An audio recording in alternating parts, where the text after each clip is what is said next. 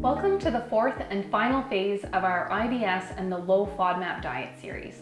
I'm Jessica, a registered dietitian with the Thames Valley Family Health Team. Hopefully, you've already watched the first 3 videos of this series. Last time, we talked about the second phase of the low FODMAP diet, which involved reintroducing high FODMAP foods and tracking your symptoms.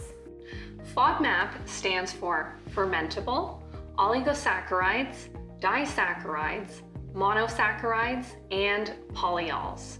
It's quite a mouthful, so we use FODMAP for short. Today, we're going to talk about phase 3 of the low FODMAP diet, the maintenance phase.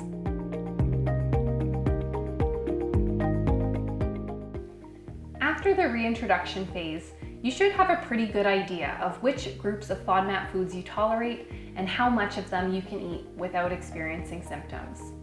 This phase is about bringing back a greater variety of FODMAP foods and fine-tuning the amount and types of FODMAP foods you can tolerate. This phase is about finding out what works for you.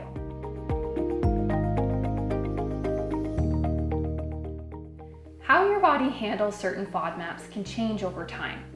If you start to experience a lot of IBS symptoms again, it's recommended that you go back to low FODMAP foods until your symptoms go away. Some of the foods you might eat instead are blueberries, oranges, and bananas, cucumbers, lettuce, and tomatoes, quinoa, rice, and oatmeal, fish and meats that aren't breaded, lactose-free dairy products, small amounts of lentils, chickpeas, and peanut butter. Usually, your symptoms will improve within 2 to 48 hours. You can then go back to incorporating some higher FODMAP foods again.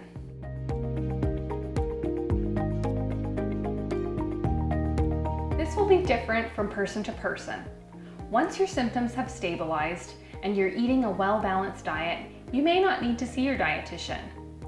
If you experience a flare-up of your symptoms, it may be helpful to see your dietitian again to revisit which strategies may help you get things under control.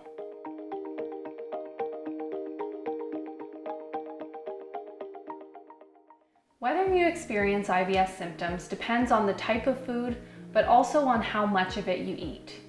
You might be able to add back foods that you enjoy but cause symptoms by making small changes, like eating less of it at a time.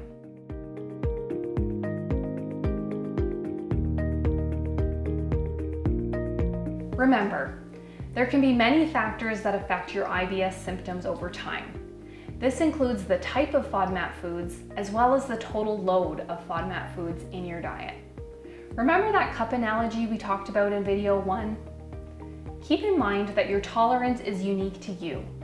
The maintenance phase is about working with your body to prevent your cup from spilling over. Your dietitian can help you with this.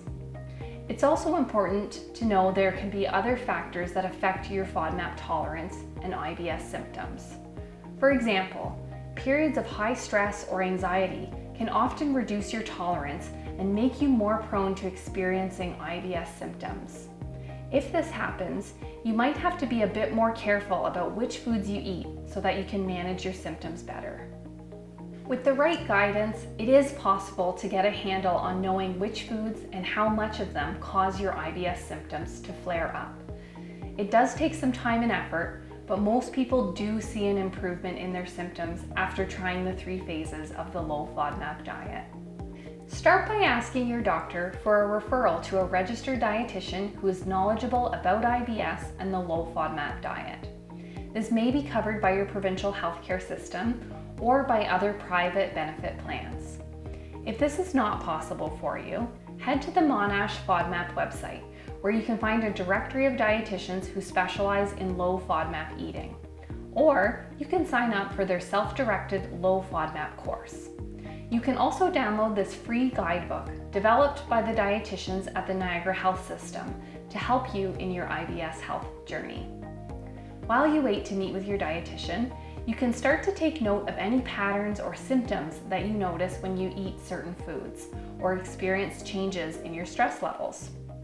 It could be helpful to keep a food diary. There may be some foods that consistently cause you to experience symptoms. Include as much information as you can, like how much of it you ate and what you ate it with. This will be helpful when you start to work with your dietitian. Thanks so much for joining us in this 4-part series about IBS and the low FODMAP diet. We hope it was a helpful and informative step on your IBS journey. From all of us at Thames Valley Family Health Team, we wish you health and happiness.